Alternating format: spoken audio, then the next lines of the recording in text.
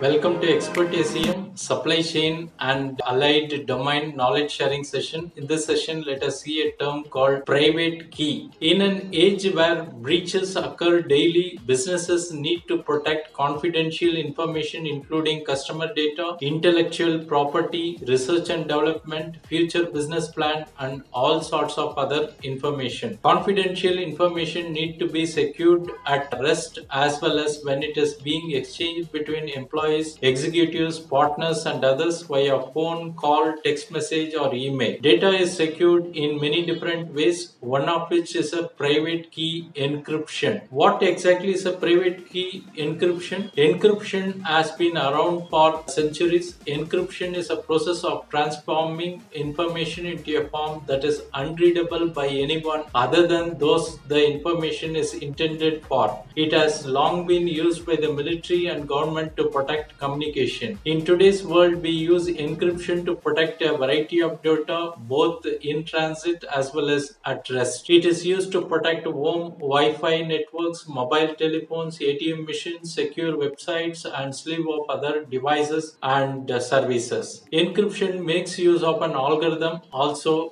called a cipher, to transform information into an unreadable format and requiring a key to decrypt the data into its original readable format. A key for electronic or digitally encrypted information is really just bits of code that use an algorithm to lock and unlock the information. There are public keys are also there. Public and private keys refer to keys used to encrypt and decrypt information. A public key is available to many and made available on online directory, whereas private key is private and only made available to the originator of the encrypted content and those it is shared with. Thanks for watching. Bye.